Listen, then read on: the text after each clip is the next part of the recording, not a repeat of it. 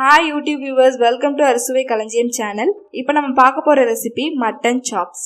வீக்கெண்டில் உங்கள் குட்டீஸ்க்கு செஞ்சு கொடுக்க சுவையான மட்டன் சாப்ஸ்.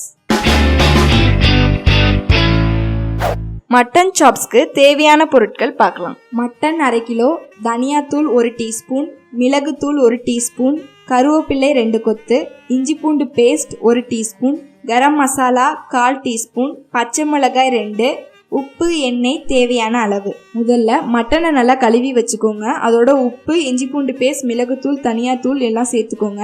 இப்போ மிக்சி ஜாரில் பச்சை மிளகாய் 1/4 கப் தண்ணீர் சேர்த்து நல்லா அரைச்சிக்கோங்க.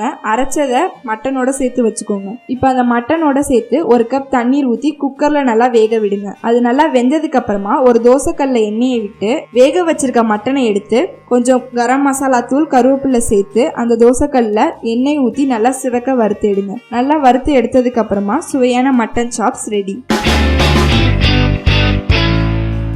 கண்டிப்பாக இந்த மட்டன் சாப்ஸ் உங்களுக்கு ரொம்ப பிடிச்சிருக்கும். இதே மாதிரி நிறைய மட்டன் ரெசிபிஸை தெரிஞ்சுக்க எங்கள் ஃபேஸ்புக் பேஜை லைக் பண்ணுங்கள், ட்விட்டரில் ஃபாலோ பண்ணுங்கள், மறக்காமல் அறுசுவை களஞ்சியம் சேனலை சப்ஸ்கிரைப் பண்ணுங்கள். தேங்க்யூ.